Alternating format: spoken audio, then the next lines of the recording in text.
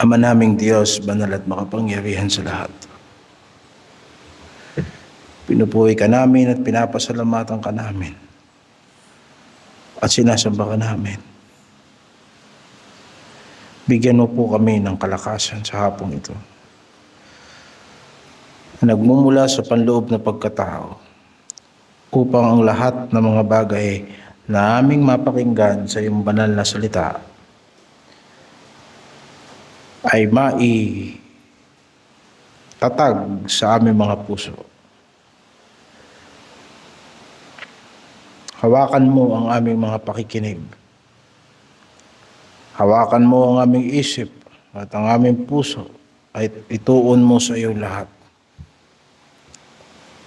Sa patnubay ng iyong banal na Espiritu, makita namin ang Panginoong Hesukristo at ang kaparaanan niya ng pagtuturo sa kanyang mga anak.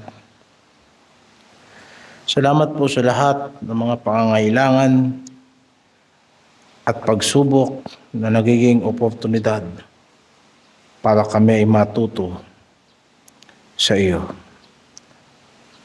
Linisin mo kami sa lahat ng aming mga karamihan at patawarin mo kami sa lahat ng aming mga pagkakasala. Sa pangalan ng Panginoong Hesus. Amen.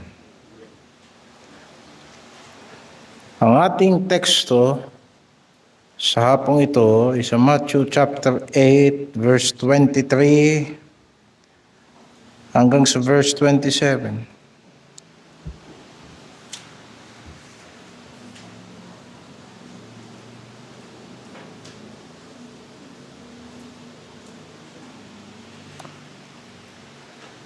Matthew chapter 8 verse 23 hanggang 27.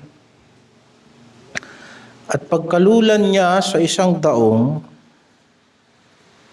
ay sinundan siya ng kanyang mga alagad.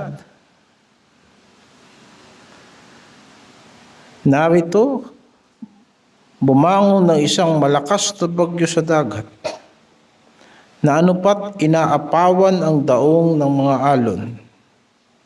Tatapot siya ay natutulog.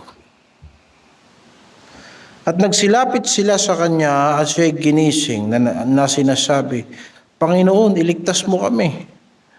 Kami mga mamamatay.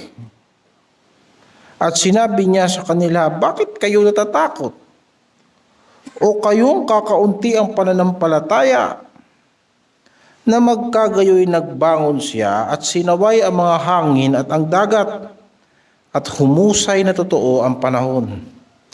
At ang mga tao ay nagtaka na sinasabi, anong tao ito na maging ang mga hangin at ang mga dagat ay nagsisitalima sa kanya? Pagpalain ng Panginoon ang pagkabasa ng kanyang salita. Sa pangalan ng Panginoong Hesus. Amen.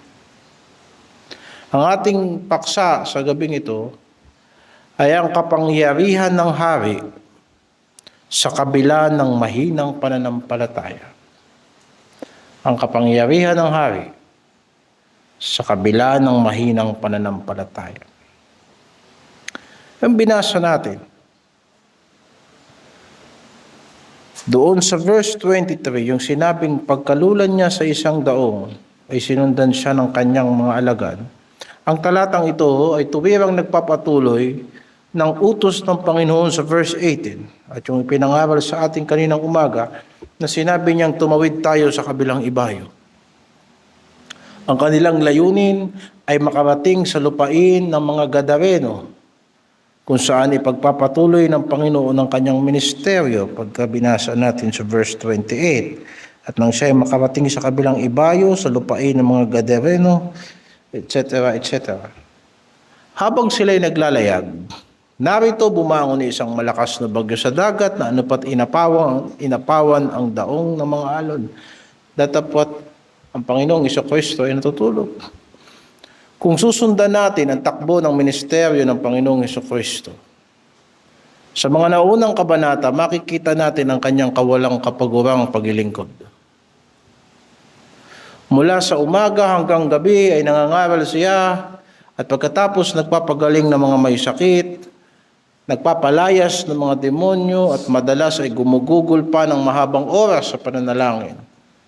Sa umaga at sa gabi, siya ay nagpupuyat din sa pananalangin. Dahil dito, ang paglalakbay na ito sa daong ay naging pagkakataon upang ipahinga niya ang kanyang katawan bilang tao. Naging pagkakataon ito para magpahinga. Ngunit, ang bagyong sumalubong sa kanila ay naging napakalakas na anupat maging ang mga alagad ay nabalot ng matinding takot. Huwag nating kakalimutan mga kapatid, at ito'y higit na kapansin-pansin dito, na kung aalalahanin natin, ilan sa kanila ay mga bihasang mangingisda. Na mga mangingisdang ito ay sanay sa dagat ng Galilea. Yung kanilang reaksyon sa bagyo na kanilang naranasan ay isang klase ng bagyo na sa palagay ko hindi pa nila naranasan sa dagat ng Galilea. Isipin mo, pati si Simon Pedro kinabahan, samantalang mangingisda siya. Kaya nga, nang makita nilang tila wala na silang magagawa upang iligtas ang kanilang sarili at ang kanilang bangka ay napupuno na ng tubig, ginising nila ang Panginoon at nakiusap sila. Panginoon, iligtas mo kami, mapapahamak kami, mamamatay tayo, mamamatay kami. Ayon sa salaysay ni Marcos, nang bumangon ang Panginoon, ay sinaway niya ang hangin at ang dagat at sinabi ng Panginoon, pumayapa ka, tumahimik ka. Hindi natin nabasa yan dito kay Mateo, pero isang bagay na idinagdag yan ni Marcos sa kanyang salaysay, Mark 4:39. At kaagad na humimpil ang hangin at lubusang kumalma ang dagat. Pagkatapos nito ay sinaway niya ang kanyang mga alagad dahil sa kahinaan ng kanilang pananampalataya. Ang himalang ito ay nag-iwan sa kanila ng matinding pagkamangha sapagkat unang beses nilang nasaksihan ang kagilagilalas na kapamahalaan ng Panginoong Hesukristo na maging puwersa ng kalikasan ay sumusunod sa Kanya. Nakita nilang siya ay nagpagaling ng kitongin at nagpalayas ng maraming masasamang espiritu. Pero hindi nila nakita at hindi pa nila nakita ang kapangyarihan ng Panginoong Hesukristo na kayang bumago ng puwersa ng kalikasan. Kaya kanilang sinabi sa verse 27, anong tao kaya ito? Na pati ang hangin at dagat ay nagsisisunod sa kanya. O sa madaling pananalita, pati hangin at dagat ay sumusunod sa kanya. Tao ba to? May ganito bang klaseng tao? Sa hapong ito, ang pangangaral ay mahahati lamang sa 2 punto. Una, ang kapahayagan ng mahinang pananampalataya. At ang iyan ay implikasyon ng verse 23 hanggang verse 26. At pagkatapos, yung pangalawang punto, ang kapahayagan ng kapangyarihan ng hari sa verse 26 at saka verse 27. Kaya naipaliwanag na natin yung literal na daloy ay titignan natin ang implikasyon. Una, paano inilarawan ang kakaunting ng pananampalataya? Paano nilarawan ng Panginoon yung kakaunting pananampalataya? Anong ibig sabihin nito? Kung paghahambing-hambingin natin yung sulat ni Mateo at ni Marcos at ni Lucas sa parehas na pangyayari, makakatulong ito para makakita tayo ng buong paglarawan. Ano ba naging kalagayan ng mga alagad? Halimbawa, sa Matthew 8:26, tinawag ni Mateo na kakaunting pananampalataya. Tinawag naman sila ni Marcos sa Mark 4:40 na walang pananampalataya. Bakit kayo'y gayon na lamang katatakutin? Paano kayo'y walang pananampalataya? So kakaunti at pagkatapos wala. At pag pumunta ka rito kay Lucas 8:25, Luke 8:25. Samantala sa salaysay ni Lucas, tinanong sila ng Panginoon, saan naroon ang inyong pananampalataya? Ngayon, huwag nating isipin na ito ay kontradiksyon sa naratibo ng Ebanghelyo. Hindi nangangahulugan na ang mga ito ay magkakaiba sa kanilang kalagayan. Ang binibigyang diin ng Panginoon sa kanyang pananalita ay hindi ang dami ng pananampalataya, kundi ang kalidad nito. Ang pananampalatayang hinahanap niya ay isang klase ng pagtitiwala na nananatiling matatag at payapa kahit nasa gitna ng panganib, sapagkat nakatuon ito sa kanyang persona at sa kanyang kapamahalaan. Ang kakaunting pananampalataya ay pananampalatayang nakakakilala kay Kristo, ngunit hindi pa lubos na nauunawaan ng kanyang kapamahalaan.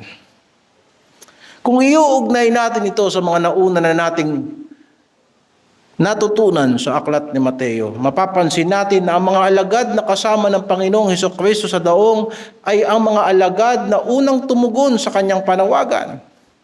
Ito yung mga alagad na iniwan nila ang kanilang bangka para kay Kristo.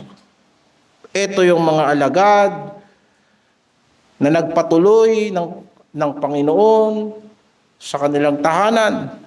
Ito yung mga alagad na nakaunawa ng pangangaral sa atin kaninang umaga. Ano ba ang halaga ng pagsunod kay Kristo? Ito yung mga alagad na iniwan nila ang kanilang mga kabuhayan, hindi nila ginawang prioridad ang kanilang mga pamilya upang sumunod kay Kristo. Handa silang makibahagi sa hirap ng ministeryo ng Panginoon. Ngayon, bakit sinabi ng Panginoon na ang kanilang pananampalataya ay kakaunti? Sapagkat, mga kapatid, malaki ang pagkakaiba ng paghahanda ng isip at ang aktual na pagharap sa pagsubok.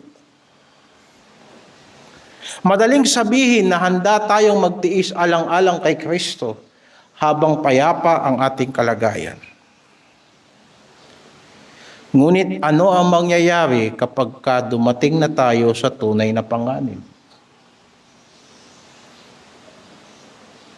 Napakadaling maintindihan ni Apostol Pedro, yung panawagan sa kanya ng Panginoon na sumunod ka sa akin at gagawin kitang tagapamalakayan ng tao. At maaring alam niya sa kanyang isip na dadanas sila ng maraming pagsubok. Kaya lang hindi pa siya nakaranas ng klase ng bagyo na magbibigay sa kanya ng takot. Iba ang teorya at iba ang aktwal na karanasan ng pagsunod kay Kristo. Anong mangyayari kapag yung mga bagay na itinuro sa atin sa banal na kasulatan na alam nating sasapitin natin ay maging realidad bukas?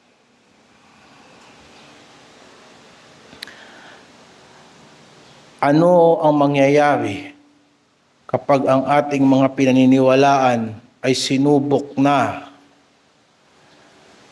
ng katotohanan? Anong uri ng pananampalataya ang lalabas sa atin? Hindi pwedeng malakas ang pananampalataya natin sa teorya, pero kapag eto na ang panganib sa harapan natin, sasabihin ng Panginoon sa atin, nasaan ang pananampalataya mo? Kaya hindi ito usapin ng malaking pananampalataya o maliit na pananampalataya. Sapagkat kahit sino ay pwedeng magsabi na malaki ang kanyang pananampalataya. Kung di, sinasabi ng Panginoon dito, anong klaseng pananampalataya ang ilalabas mo kapag binabagyo ka na? Kapag nakikita mo na ang pinansyal mong seguridad ay unti-unti nang bumubulusok, anong klaseng pananampalataya ang ilalabas mo?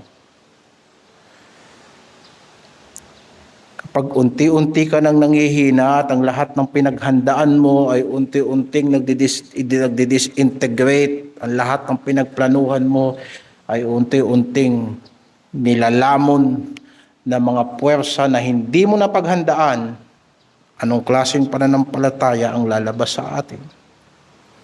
Ang mabagsik na bagyong ito na halos magpalubog sa kanilang daong ang naglabas ng tunay na kalagayan ng kanilang pananampalataya. Maaring marami silang masasabi na sinuko nila para kay Kristo. Pero mukhang nakalimutan nila na sila ay mga mag-aaral pa rin at marami pa rin ituturo ang Panginoon sa kanila. Sila ay may pananampalataya, walang duda. Ngunit hindi pa ito ganap na nahuhubog. Kilala nila ang Panginoon, subalit hindi pa nila lubos na uunawaan ang lawak ng kanyang kapamahalaan. Kaya nilang sumugal na iwan ang lahat kay Kristo, para kay Kristo.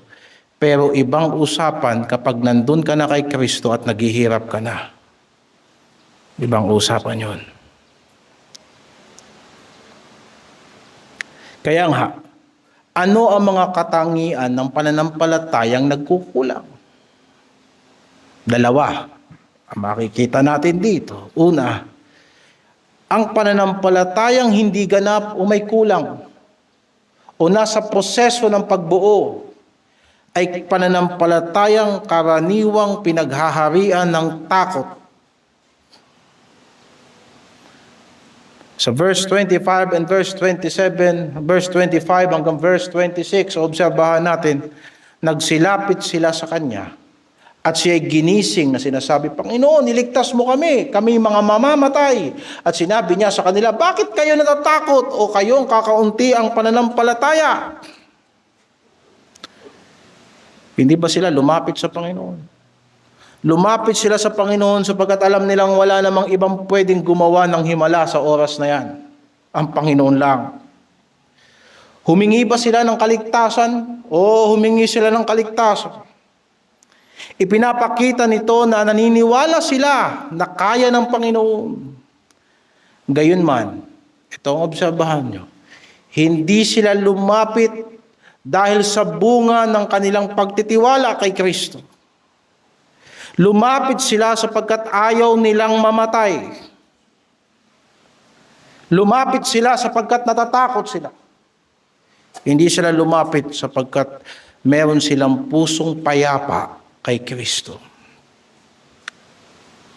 Ang takot ang nangingibabaw sa kanilang pananampalataya. Pag-aalala ang nagtataboy sa kanila kay Kristo. Sa halip na ang kanilang pananampalataya ang manaig labang sa takot, ang takot ang siyang kumukontrol sa kanilang pananaw at naging batayan ng kanilang reaksyon. Minsan, lumalapit tayo sa Panginoon at humihingi tayo ng tulong sa Panginoon sapagkat ayaw nating mawalan.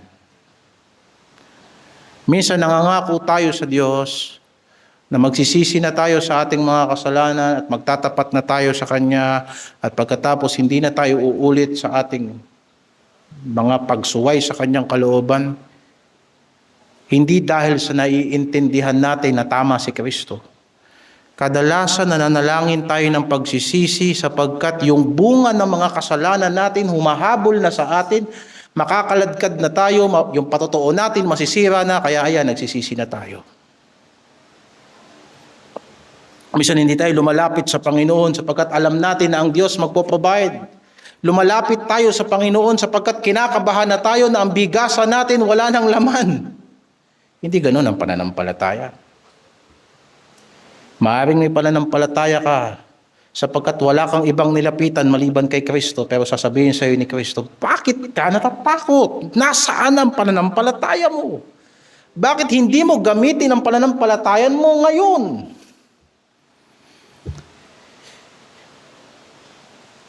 Hindi kasalanan na makaranas ng takot bilang damdamin. Normal na nakalagay sa atin yun. Sa ating pagiging tao. Kaya nga, Hindi mo makukontra ang takot sa pamamagitan na maging matapang ka. Ang kailangan mong gawin para kontrahin ang takot mo, matakot ka sa mas higit na nakakatakot. Naalala ko sa Matthew chapter 10,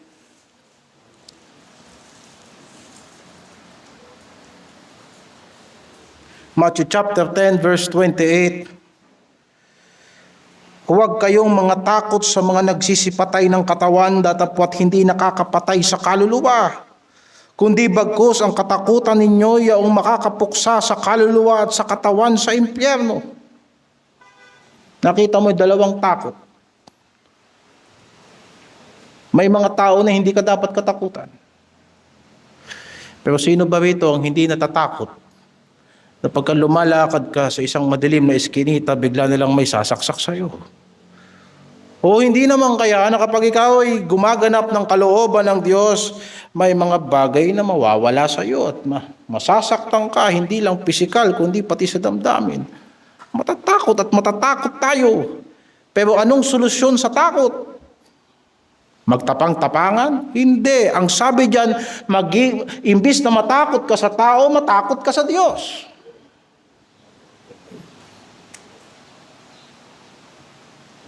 Hangal lang ang walang alam na takot. Bahagi yan na isang normal na pag-iisip. Pero kaysa matakot tayo sa walang katiyakan, matakot tayo sa Diyos. Sapagkat kung hindi ka mananampalataya sa Kanya, hindi lang katawan mo ang parurusahan niya, pati kaluluwa mo. At kung magtitiwala ka sa Kanya, hindi lang katawan mo ang kaya niyang iligtas, pati kaluluwa mo. Kaya ang itinutuwid ng Panginoon sa ating naratibong binasa, pinayagan ng mga apostoles na manaig sa kanila ang takot. Nakalimutan nila na yung kasama nila ay may kapangyarihan. Ang problema kapag tayo pinakilos ng takot, ang dami nating desisyon na hindi natin pinag-iisipan, hindi ba?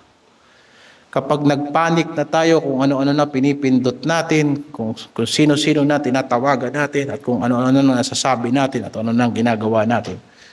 At saka natin maaalala na pwede pala tayong tumawag sa Diyos. Kaya hindi dapat mauna ang takot. Mauna dapat palagi ang pananampalataya, ang pagtitiwala, sapagkat ang matuwid ay mabubuhay sa pananampalataya. Ang tunay na pananampalataya ay hindi kawalan ng panganib. Hindi ginagarantiyahan ng Panginoon na pagka-Kristiyano ka na, hindi ka babagyuhin. At kung nasusundan nyo yung exposition, simula kaninang umaga, ang Panginoon pa nga ang nagpasakay sa kanila sa bangka. Subalit, ang lahat ng pangangailangan at panganib at sitwasyon na nilalagay sa atin ng Diyos sa harapan natin ay pagkakataon na matuto tayo sa Kanya.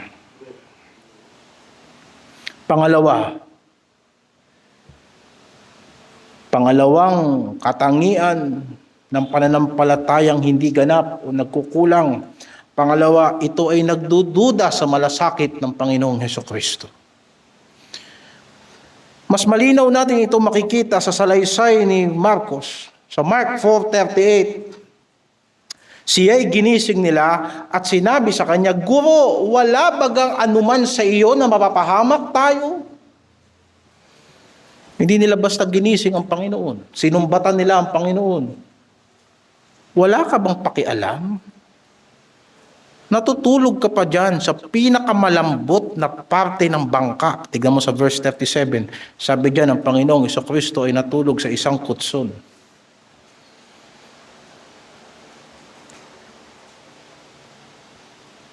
Nagpapahinga ka, Panginoon? Wala ka bang pakialam na mamamatay na tayo? May pananampalataya sila sa Panginoon. Kaya lang hindi nila mapagtiwalaan yung malasakit ni Kristo. Alam mo yung mahal ka ng Diyos, pero pakiramdam mo ipapahamak ka niya. Ano yung pananampalatayang kulang? Alam mo na yung sinasabi niya sa sayo, ikabubuti mo. Pero ayaw mo. Sapagkat mas iniisip mo, mahihirapan ka, masasaktan ka, mawawalan ka. Na parang gusto mong sabihin sa Panginoon, Panginoon, ipinapahamak mo ba ako? Susunod ako sa iyo, pero nilalagay mo ba ako sa kahihiyan?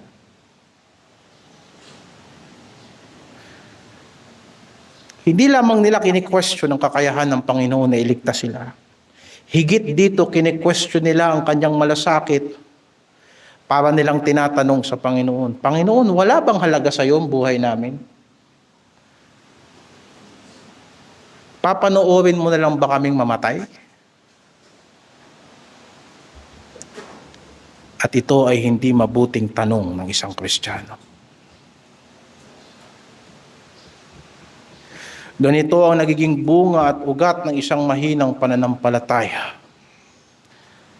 Kapag dumating ang matinding pagsubok, madali nating pagdudahan, hindi lamang ang kapangyarihan ng Diyos, kundi maging ang kanyang pag-ibig at pag-aaruga. Alam mo, yan ang problema sa atin.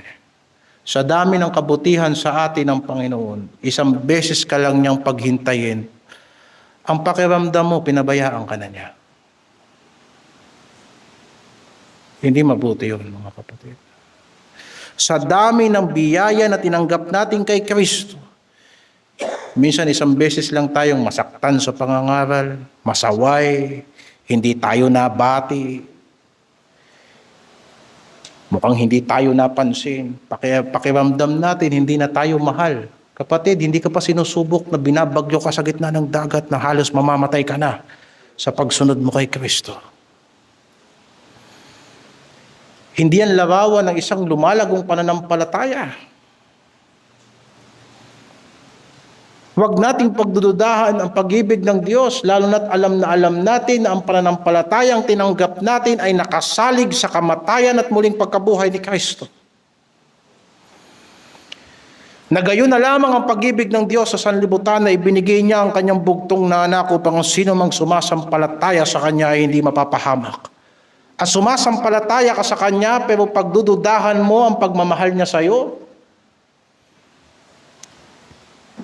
ang katahimikan ng Panginoon ay madalas nating pinapakahulugan bilang kawalan ng malasakit. Kaya minsan ganito ang attitude natin sa Diyos. Wala kang paki sa akin, wala rin akong paki sa iyo. Hindi ako magdadasal hanggat hindi mo ko pinapakinggan. Hindi ako maglilingkod sa iyo hanggat hindi mo ko pinagpapala. Para tayo mga bata na nagmamaktol sa magulang. Panginoon, wala ka bang pakialam? At habang lumalalim tayo sa pag-intindi ng mga katanungan ito'y parang nang iinsulto kay Kristo. Naku, maiintindihan ko kung maraming bagay tungkol kay Kristo ang pagdududahan mo, pero huwag mong pagdudahan ng kanyang pagmamahal. Sapagkat yang pagmamahal na yan sa iyo ng Panginoon niya na magiging pundasyon. Diyan magsisimula ang buhay na ang Diyos sa kadakilaan ng kanyang pag-ibig sa atin, bagamat tayo'y mga makasalanan at patay sa kasalanan, ay binuhay tayong kalakip ni Kristo. Paano ka ipapanganak na muli kung hindi yan mag-uumpisa sa pag-ibig ng Diyos? Kaya,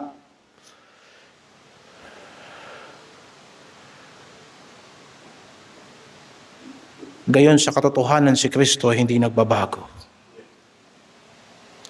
Nagpahinga lang siya, natulog lang siya sapagkat napagod din siya sa kanyang bilang pagiging tao, napagod din siya. Pero hindi nawawala ang kanyang pagmamalasakit sa kanyang mga alagad. May magandang sinabi si Juan dyan sa John chapter 13. Na minahal niya ang kanyang mga alagad at mamahalin niya sila hanggang sa wakas. Ang dalawang bagay na ito ay magkaugnay. ang takot at ang pagdududa sa malasakit ng Ama sa langit, kapag humihina ang ating pagtitiwala sa Kanyang pag-ibig at pangangalaga, natural na lumalakas ang ating takot. At kapag pinaghaharian naman tayo ng takot, madali nating pagdudahan kung tunay ngang nagmamalasakit ang Diyos sa atin. Mapapansin natin ang kaugnayan nito, baliktarin natin. Huwag natin pag-usapan yung mga negatibong aspeto na binabanggit na natin ngayon. Tignan natin kung halimbawa ang pag-uusapan natin ay matibay na pananampalataya. Tignan mo sa Matthew 6:30 hanggang 32. Ngunit kung dinadamitan ng Diyos ng ganito ang damo sa parang na ngayon ay buhay at sa kinabukasan ay ginagatong sa kalan, hindi baga lalong-lalo na kayo'y dadamtan o kayong mga kakaunti ang pananampalataya na nakita na naman natin yung mga salitang yan. Kaya huwag kayong mabalisa na magsasabi ano ang aming kakanin, ano ang aming iinumin, o ano ang aming dadamitin, sapagkat ang lahat ng mga bagay na ito ay siyang pinaghahanap ng mga hintil. At ito yung sinasabi, ito yung balas ng verse. Yamang talastas ng inyong Ama sa kalangitan na kinakailangan ninyo ang lahat ng mga bagay na ito. Huwag mong isipin na parang hindi ka pinag-iisipan ng Diyos.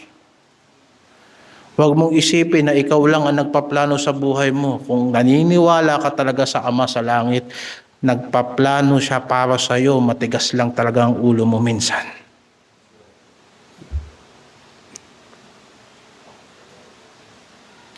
Pansinin ninyo na ang dahilan ng kanilang pagkabalisa ay ang kanilang kakaunting pananampalataya. At ang lunas na ibinigay ng ating Panginoong Hesukristo ay ang pagpapaalala ng alam ng Ama sa langit ang kanilang mga pangangailangan. Alam ng Diyos. Nakita ka ng Diyos. Narinig ka ng Diyos.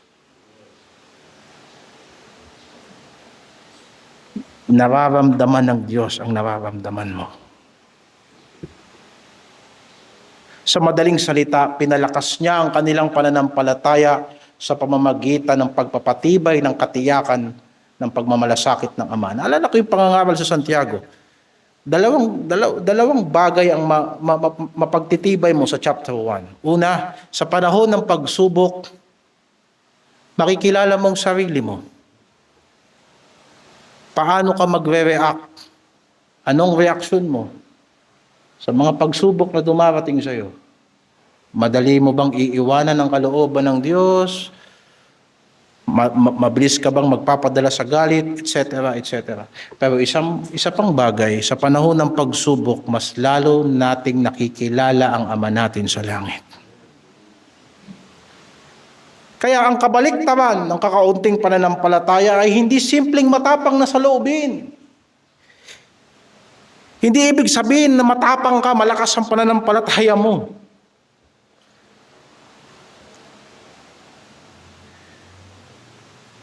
Ang pananampalataya ay hindi nakabatay sa sarili. Sapagkat kung ang pananampalataya mo nakabatay sa sarili mo, sinasampalatayanan mo lang ang sarili mo. At hindi yan ang pananampalataya na nakaangkla kay Kristo bilang angkla ng ating mga kaluluwa. Sa Matthew chapter 6, ang kakaunting pananampalataya ay nauugnay sa pag-aalala sa mga pangangailangan. Sa Matthew chapter 8, ito ay nauugnay sa takot sa kamatayan. Magkaiba ang sitwasyon. Ngunit iisang ugat ang pansamantalang pagkawala ng pagtitiwala sa mabuting pangangalaga ng Diyos. Hindi sila tinawag ng Diyos para mamatay lang at lumubog na hindi na-accomplish ang plano ng Diyos. At mga kapatid, kahit patayin tayo ng Diyos ngayon at hindi siya magpaliwanag kung bakit, mabuti pa rin ang Diyos. Kahit paghirapin tayo ng Panginoon at hindi niya ipaliwanag kung bakit niya ginawa yun, mas marunong pa rin siya kaysa sa akin. Naalala ko, nang nagalit si Haring Nebuchadnezzar, bakit yung 3 Hudyo ay hindi lumuhod sa Diyos-Diyosan? At tinanong ng hari, kaya ba kayong iligtas ng Diyos nyo sa apoy? Sumagot ang mga Hudyo, kahit hindi kami iligtas ng Diyos namin, hindi kami sasamba sa Diyos-Diyosan. Ganito rin ang itinuturo ni Pedro. Sa 1 Peter chapter 5 verse 7, sinasabi na inyong ilagak sa Kanya ang lahat ng inyong kabalisahan. Bakit? Kasi takot ka? Hindi. Sapagkat kayo'y ipinagmamalasakit niya.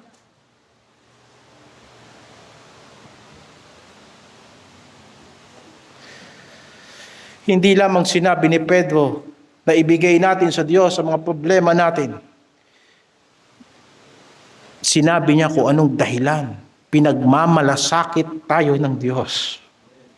Ang kaalaman na ang Diyos ay tunay na nagmamalasakit sa Kanyang bayan ay nagbibigay sa atin ng lakas upang magtiwala sa Kanya sa gitna ng anumang pagsubok. Sa kabilang banda, habang lalong tumitibay ang ating pagkaunawa sa pag-ibig at malasakit ng Diyos, lalong tumitibay ang ating pananampalataya. At kung lalong tumitibay ang ating pananampalataya, lalo tayo nagiging matapat. At lalo tayong nagiging mabuting patotoo. Ang taong lubos na naniniwalang ang kanyang Ama sa langit ay makapangyarihan at nagmamalasakit ay magkakaroon ng kapayapaang hindi kayang agawin maging ng pinakamalakas na bagyo. Naalala ko yung sinasabi ng Panginoon sa John chapter 16 verse 33. Ito ang kapayapaan ni Kristo. Ang mga bagay na ito ay sinasalita ko sa inyo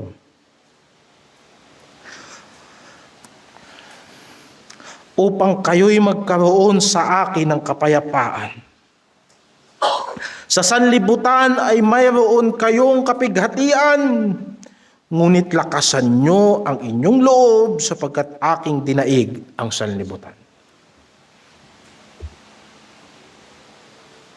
Ngayon, pangalawang puntos ng pangangaral, paano ipinakita ang kapangyarihan ng Panginoong Hesukristo?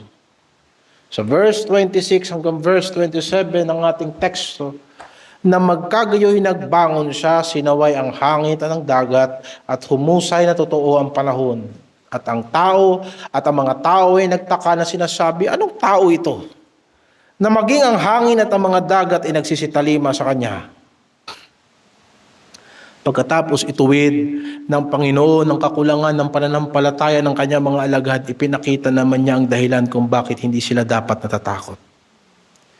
Siya ay nagbangon at sinaway ang hangin at ang dagat at sa isang salita lamang ay lubusang humimpil ang bagyo. Sa isang utos ni Kristo, magkaroon ng kapayapaan at nagkaroon ng kapayapaan. Walang pakikipaglaban, walang ritual, walang paulit-ulit na panalangin na ginawa si Kristo. Kung hindi pababagang isang naalimpungatan sa kanyang pagtulog, siya'y tumayo at nagsabing, tumahimik ka. Hangin, tumahimik ka. Dagat, pumayapa ka. At sa kanyang salita, umatras ang bagyo. Ang kanyang salita lamang ay sapat upang ang magulong dagat ay maging payapa. Ang himalang ito ay higit pa sa pagpapakita ng kapangyarihan na gumagawa siya ng himala. Ito ay pagpapahayag ng kanyang banal na kapangyarihan. Sa lumang tipan, Diyos lang ang inilarawan na may ganap na kapangyarihan sa dagat at sa mababangis na alon. Pag isinama mo pa yung mga sinaunang paniniwala ng mga tao, ang mga tao takot sa dagat. Sapagkat ito'y napakalalim at napaka-misteryoso ng lalim na ito. At ito'y napakalawak na kung sa panahon ng walang advance na teknolohiya, may mga nagsasabi pa na baka mahulog tayo sa dulo ng daigdig. Kinakatakutan ng dagat. Kaya sa lumang tipan, Diyos lang ang sinasabi ng mga Hudyo na may kapangyarihan sa dagat. Sabi sa awit 89 verse 8, O Panginoong Diyos ng mga hukbo, sino ang makapangyarihang gaya mo, O Jehovah? At ang pagtatapat mo'y nasa palibot mo, iyong pinagpupunuan ang kapalaluan sa dagat, Pagka nagsisibangon ang mga alon niyaon, ay pinatatahimik mo. Ang ginawa ng Panginoong Hesukristo ay isang gawaing iniukol mismo ng kasulatan sa Panginoong Diyos. Kaya diyan ipinapakita na si Hesukristo ay Diyos. Sa pamamagitan nito, ipinakilala niya na siya ay hari na may kapamahalaan, hindi lamang sa mga tao, kundi maging sa buong sangnilikha. Hindi lang tao ang kaya niyang paniwalain. Pati sakit takot sa Kanya, pati demonyo takot sa Kanya, pati hangin sumusunod sa Kanya. Dahil dito ang mga alagad ay napuno ng pagkamangha at nagtanong, anong tao ito? Na maging ang mga hangin at ang mga dagat ay nagsisunod sa Kanya. Hindi ito tanong ng pag-aalinlangan, kundi pagkamangha. Nagsisimula na silang makaunawa na ang kanilang sinusundan na higit pa sa isang guro. Hindi ito basta ordinaryong propeta, hindi ito basta manggagawa ng himala, hindi ito magikero, ito ang Mesiyas. Ito ang anak ng Diyos. Ang Diyos ay nagkatawang tao at nanahan sa gitna natin, sumakay sa daong nakasama natin at ngayon tinuturuan niya tayong magtiwala sa Kanya. At pinapakita niya sa atin ang Kanyang kapangyarihan sa puwersa ng kalikasan. At ito ang pangunahing layunin ni Mateo sa pagkakasulat na ito. Hindi lamang upang ipakita na kaya niyang patahimikin ang bagyo sa dagat. At para sabihin natin, kaya rin ni Kristo patahimikin ang bagyo sa buhay mo. Hindi ganun kasimple ang mensahe na ito. Ipinahahayag dito na kailangan mong sumampalataya kay Kristo, kailangan mong sumuko kay Kristo. Kailangan mong sumunod sa Kanya. Kailangan mo siyang kilalanin na Panginoon ng buhay mo. Sapagkat ni isa sa atin dito, wala tayong kapangyarihan kapag kalikasan na ang kalaban natin.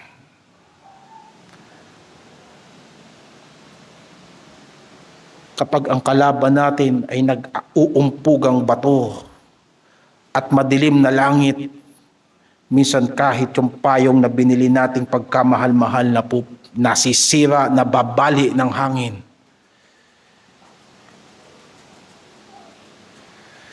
Ang kapayapaan ng dagat ay patunay na hari si Kristo. Bakit hindi ka susunod sa Kanya?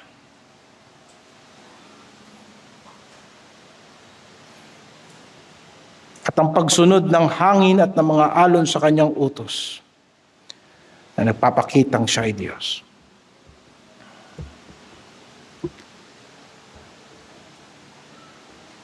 So ano ang pangwakas na panawagan? Ang mga alagad ay naligtas sa tiyak na kapahamakan. Hindi dahil sa laki ng kanilang pananampalataya. Sinabi ng Panginoon, nasa ng pananampalataya niyo. Gayon pa man, hindi sila pinabayaan ni Kristo.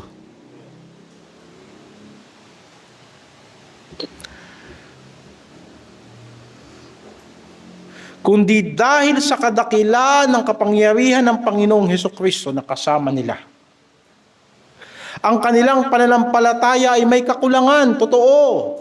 Ngunit sa Hesukristo na kasama nila ay walang kakulangan.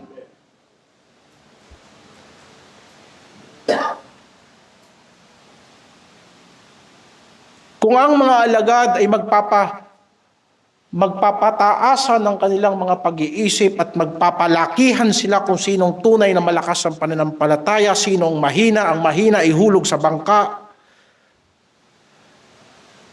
na hindi nila napansin, na hindi nakadepende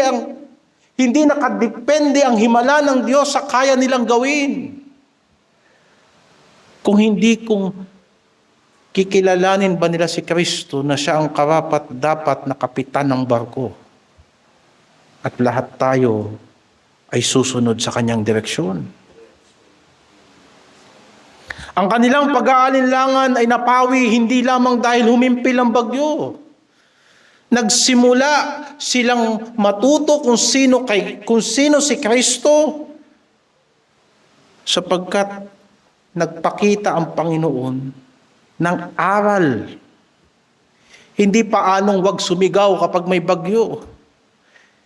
Hindi para matuto na paanong hindi mahulog kapag ang bagyo, kapag ang bangka ay inuuga ng mga unos.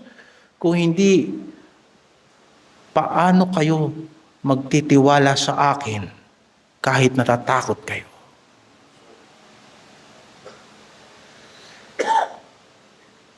Naalala ko si Pedro nang siya'y lumubog.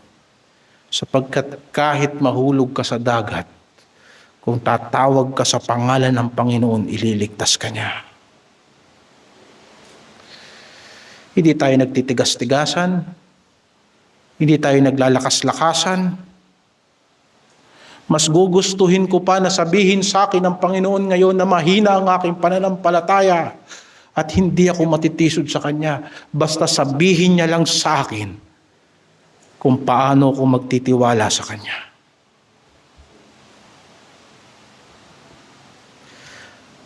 Kung ipahahayag niya ang aking mga kapintasan at aking mga kapansanan, pero sa kabila nun, ipapahayag naman niya kung gaano siya makapangyarihan, sapat na sa akin yun. Bakit pa ako magmamatuwid sa aking sarili? Bakit ko pasisisihin ng iba? Ito kasi matatakutin, nahawa tuloy ako. Aamin ako sa harapan ni Kristo, naduduwag ako, Panginoon. Pero gusto kong sumampalataya. Gusto kong sumunod. Pero hindi ko alam kung anong mangyayari sa buhay ko. Sabihin man ng Panginoon, nasaan ang pananampalataya mo? Basta ipakita ni Kristo na siya ang Diyos ng kapayapaan. Ayos na. Hindi pangunahing layunin ng himala na ito na iligtas ang mga alagad niya sa bagyo. Hindi yun ang punto ng pangangaral. Ang punto ng pangangaral ay ito, ipahayag ni Kristo ang kapangyarihan niya sa kahit anong bagyo. Hindi naman sigurong masamang isipin na baka itong bagyong ito, si Kristo rin ang nagpadala para matuto ang mga alagad. Gayon din sa ating buhay. Ang pananahimik ng Panginoon na hindi nangangahulugang wala siyang malasakit sa atin.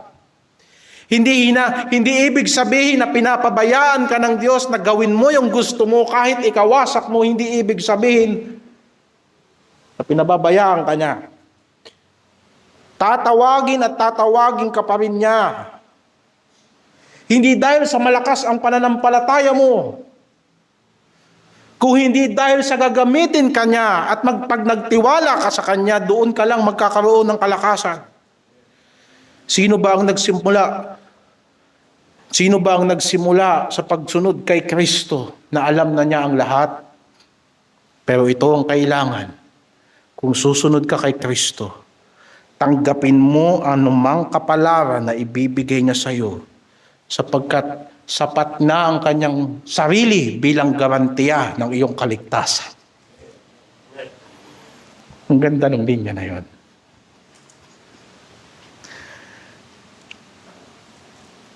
Maaaring hindi siya agad kumilos ayon sa ating inaasahan. Maaaring paghintayin ka niya. Ngunit kahit kailan, hindi siya tumitigil sa pagiging Panginoon ng buhay mo. Huwag kang mawawala ng respeto sa Kanya, Panginoon mo siya. Bawat kasalanang ginagawa mo sa Kanya at sa palagay mo hindi Kanya tinutuwid at pinapabayaan Kanya, huwag mong kalimutan, Panginoon mo pa rin siya. Sa oras na mapag-isipan niyang parusahan ka, baka hindi mo kayang tiisin. Baka hindi mo kayanin. Hindi ibig sabihin, sa salitang tambay, pinadadama ka ng Panginoon, iaabusuhin mo. Kahit hindi siya nagsasalita at hindi siya kumikilos, Panginoon siya, isang araw hakatulang ka niya. Pero kung tiyak ang paghatol, edi lalong tiyak ang kaligtasan. Sa ngayon, parang ang kalagayan natin ay hindi iba. Ang ibig ko sabihin, sinasabi ni Juan sa 1 John chapter 3, na ngayon ay mga anak tayo ng Diyos, pero hindi na nakikita ng sanlibutan ang ating tunay na kalagayan. Totoo lang, minsan kung sino pa yung hindi anak ng Diyos, yun yung parang walang problema sa sanlibutan ito.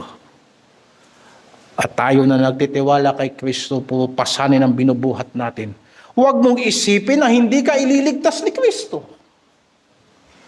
Darating siya. Darating. At sa kanyang salita, hahawiin niya ang lahat. Lalabas sa kanyang bibig ang espada, napupuksa sa lahat ng mga kaaway. Si Satanas at ang sanlibutan at lahat ng mga bagay sa sanlibutan ito. Sa isang salita ni Kristo, lilipulin niya ang lahat para ikaw ay iligtas at magkaroon ka ng kapahingahan sa piling niya. Kaya huwag mong isipin na kung nagtatagal man ang katuparan ng mga pangako ng Diyos, ay hindi na ito matutupad.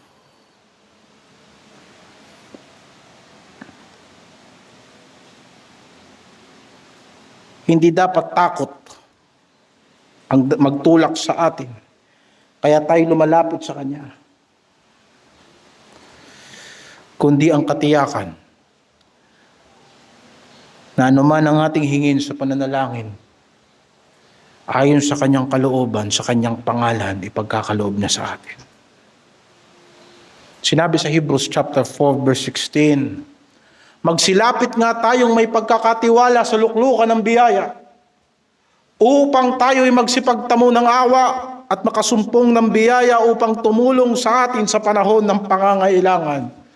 Noong nagkatawang taong ang ating Panginoong Hesukristo, naranasan niyang mapagod, naranasan niyang magutom at magdusa. Natulog siya sa bangka dahil naging tunay siyang tao. Ngunit ngayon, hindi tayo lumalapit sa Kristong natutulog sa pagod. Hindi tayo lumalapit sa Kristo na sa panahon ng kanyang pagpapakababa.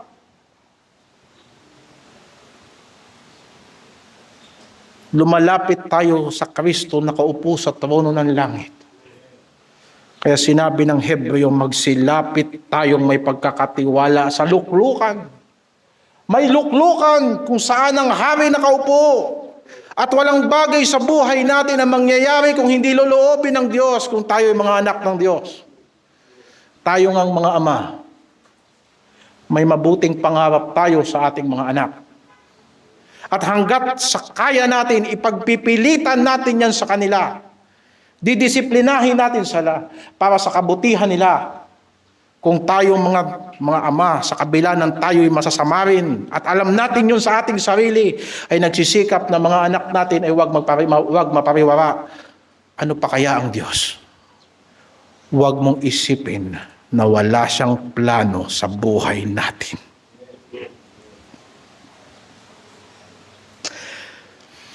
Lumalapit tayo sa Kristong namatay at inilibing at muling nabuhay. At nakaupo sa langit at sinasabi ng banal na kasulatan, ang buong sanlibutan ay nanatili ayon sa kanyang salita. Siya ay nagtagumpay laban sa kasalanan.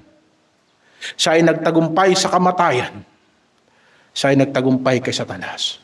O kung ang mga alagad sana nakita na nila ang kasukdulan, ang pinakadakilang himala sa lahat na si Jesucristo ay muling nabuhay mula sa mga patay. Hindi sana sila sisigaw, Panginoon, gusto mo ba kaming mamatay? Hindi. Kung hindi sasabihin nila, Panginoon, kung ito ang aming ikamamatay, gawin mo ng mabilis upang kami makabahagi sa iyong muling pagkabuhay. Naalala ko ang kasaysayan ni Apostol Pablo nang kanilang barko ay nawasak at siya ay nagpatianod sa dagat ng maraming araw. Hindi pagtatanong, Panginoon, bakit? Naglingkod ako sa iyo, bakit ganito ang kalagayan ko? Hindi. Hindi na sila natakot para sa kanilang buhay. Sapagkat sila'y naniniwalang lubos na ang kanilang tagapagligtas ay buhay.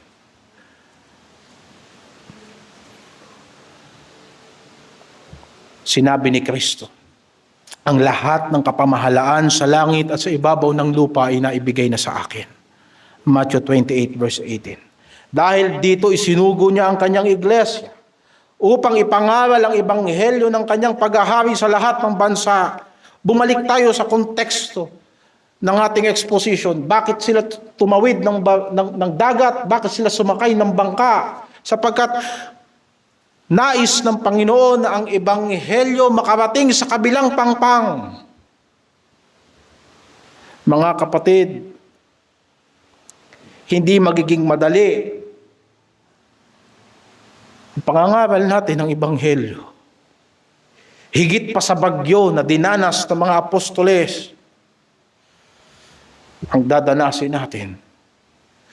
So pag-sabihin ko sa inyo, wala nang mas masakit na bagyo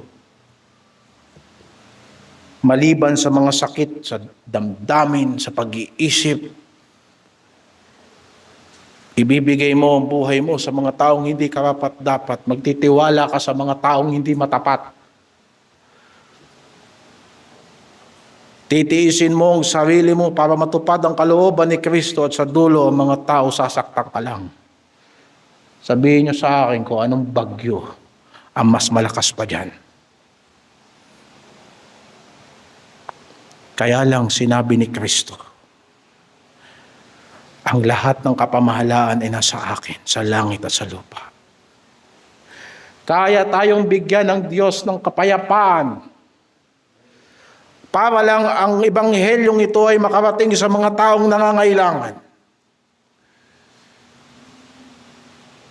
Hindi siya natutulog sa ating kalagitnaan. Ang banal na Espiritu ay buhay. Tayo ay nasa isang bangka, tumatawid tayo lahat. Na ang direksyon ng bangkang ito ay para ipangaral ang ebanghelyo ni Kristo sa lahat ng dako at sa lahat ng tao. At sa panahon na kinakailangan, tatayo si Kristo. Naniniwala ako, tatayo si Kristo. Sa panahon ng pangangailangan, kung tatawag tayo sa Kanya, sa panahon ng pagsubok at pag-uusig, sa panahon na ang paa natin ay malapit ng bumigay at mahuhulog na tayo sa nag-aalim po yung dagat, tatayo si Kristo para ipagtanggol ang Kanyang iglesia.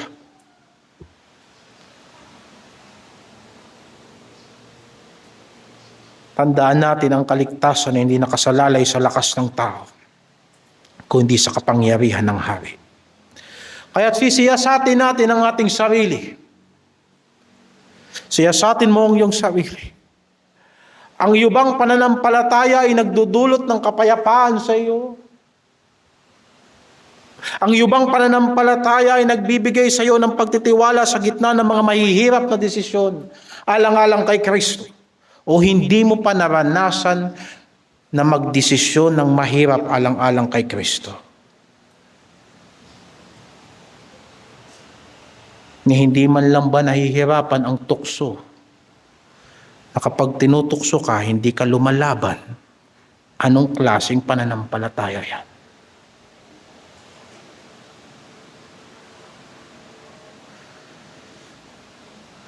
Ang iyong pananampalataya ay nagtuturo sa iyo na huwag kang matakot. Huwag kang mag-alinlangan.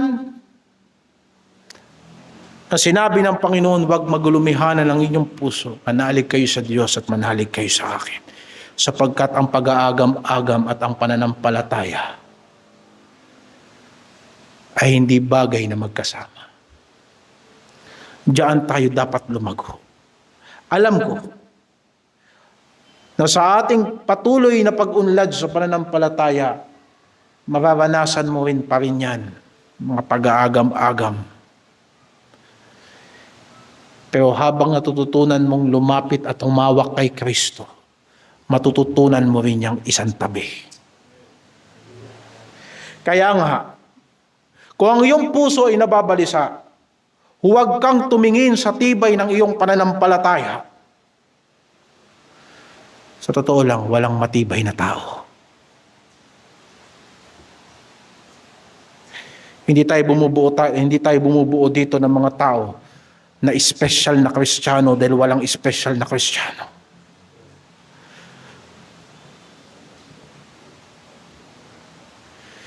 Dahil isa lang ang puno nating lahat at kung wala tayo sa Kanya, wala tayong magagawa. Si Jesu Kristo. Kaya sino mang nag-aakala na siya'y nakatayo, mag-ingat ka, baka bukas ikaw naman ay nakabuhal. Bakit? Nakatingin ka sa sarili mo. Akala mo magiging epektibo ka sa ministeryo dahil matagal ka na. Akala mo handa ka sa pagtuturo sapagkat marami kang alam na talata. Akala mo pagpapalain ka ng Diyos kasi marami kang ibinigay. Oh. Wala kang pinagkaiba sa Katoliko. Para mong pinagsikapan ng kaligtasan mo. Hindi, mga kapatid. Lahat ng yan ialay mo kay Kristo at magpakumbaba ka sa Kanya. Lahat tayo walang kwenta sa harapan Niya. At yan ang totoo. Para tayong mga inampun sa pamilya na kahit sasabihin ng tatay, huwag kang mag-alala, itinuring kitang isang tunay na anak. Hindi maaalis sa'yo dahil sa alam mong kinahabagan ka lang. Salamat, itinuturing niyo kung tunay na anak. Pero hindi ako karapat-dapat. Gusto kong maglingkod sa'yo. Hindi yabang ang resulta ng pananampalataya. Naligtas tayo sa pananampalataya at sa biyaya lamang, pero hindi yan dahilan para magmalaki tayo sa sarili natin. Baka nasasabi mo yan sapagkat hindi mo pa nakikita ang bagyo na magpapasigaw sa iyo at magpapaunawa sa iyo na kailangan mo si Kristo.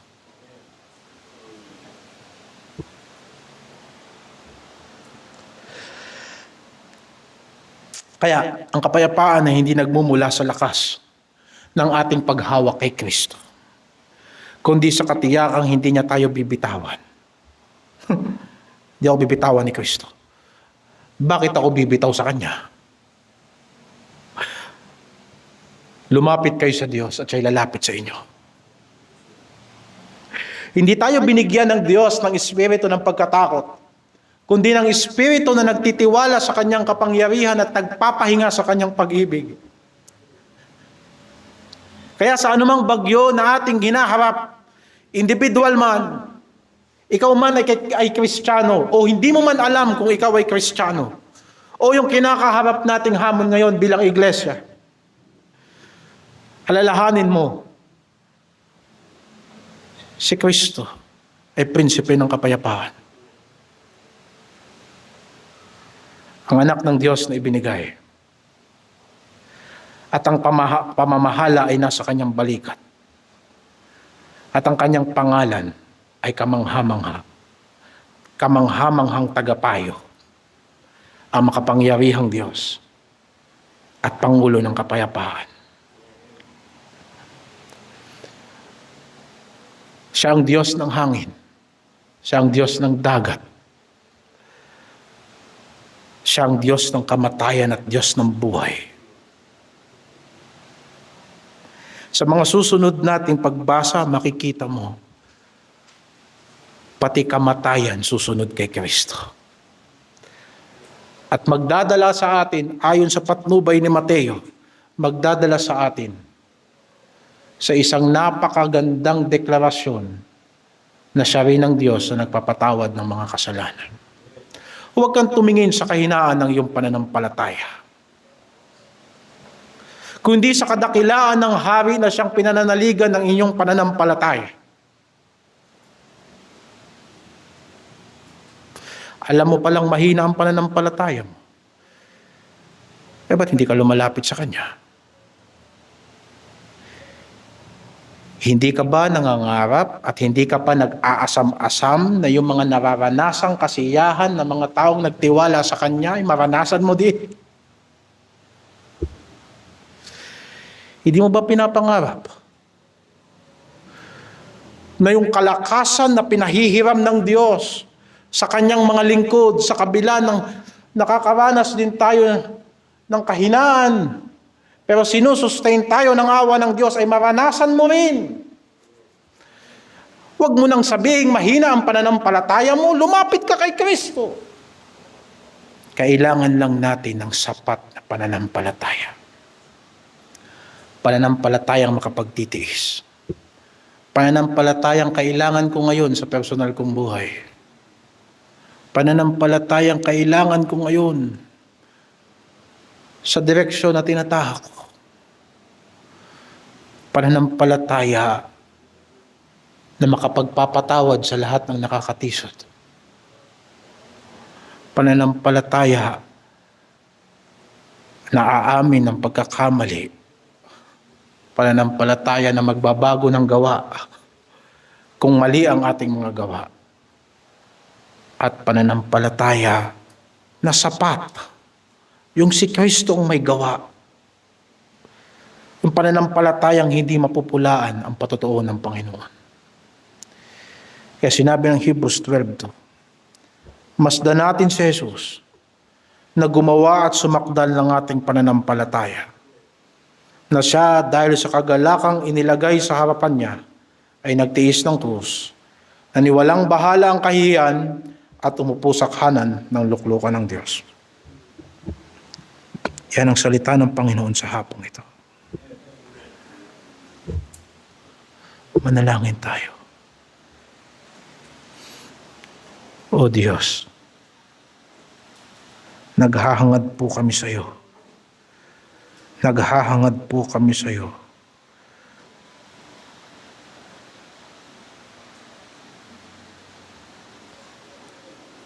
Ang pagmamahal, ng pagkalinga.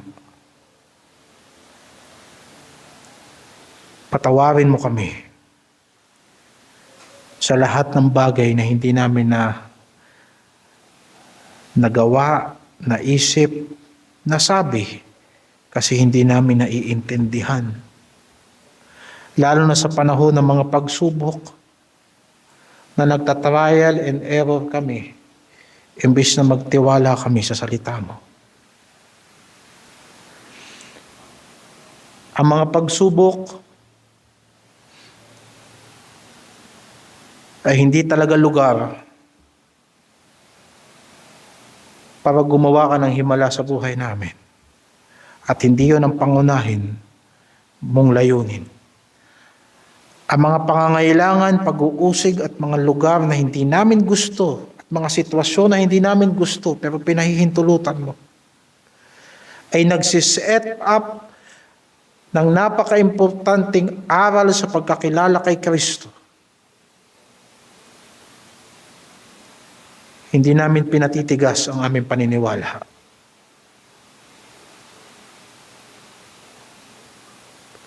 Si Kristo ay matibay na bato at matibay na sandigan. Habang lalo kaming sumusuko sa Kanya, lalo kaming lumalakas. Di ba't sinabi mo na kung hindi kami tutulad sa isang maliit na bata ay hindi kami makapasok sa kaharian ng langit? Na habang nagtitiwala kami sa iyo na kagaya ng isang maliit na bata, lalo kaming lumalakas at nagiging kagamit-gamit sa iyong gawain. Hindi sa pagdudunong-dunungan, hindi sa paggagaling-galingan, hindi sa paglalakas-lakasan. Inaamin namin sa iyo, Panginoon, ang aming mga kahinaan, ang mga temptasyon na may kapangyarihan sa amin sapagkat ginugusto namin. Panginoon, linisin mo kami sa pamamagitan ng paglalagay mo ng mga salitang ito sa aming puso at sinasampalatayanan ka namin. Tulungan mo ang kahinaan ng aming pananampalataya. Marami man kaming magagawa o wala kaming magagawa. Marami man kaming alam o wala talaga kaming alam. Naiintindihan man namin o hindi namin naiintindihan. Ito ay isang bagay na hindi nagbabago. Ikaw ay hindi nagbabago. Ang pangako mo ay tapat, tiyak, at pag sinabi mo, gagawin mo. Maraming komplikadong bagay sa buhay. Pero sana'y ito'y maging sapat sa amin. Sapat nang sabihin mo sa amin at maniniwala kami sa iyo. Sapat na sa akin na si Jesucristo ay namatay at siya'y muling nabuhay para paniwalaan ang lahat ng kanyang salita. Kaya hinihingi namin sa iyo na lahat ng pagpapala na hinihingi namin sa iyong material, lahat ng katalinuhan na gusto naming matutunan, lahat ng pagsisikap, mga kaayusan na ginagawa namin sa gawain ayon sa pagkatuto namin, Panginoon, ay mapasakop sa iyong paghahari. Nang simbang ito ay hindi titibay sa pamamagitan na himahigpit na administrasyon o ng mga sistema na kagaya nagpapatakbo ng isang kumpanya. Ang tibay ng iglesyang ito ay mananatiling si Kristo, sapagkat si Jesucristo ang ulo at kami ang katawan ni Kristo. Wala kaming ibang kailangang gawin, O Diyos, kundi sumunod sa iyo at manatili sa iyo sa pagtitiwala. Ito po ang aming samot dalangin sa pangalan ng Panginoong Hesus.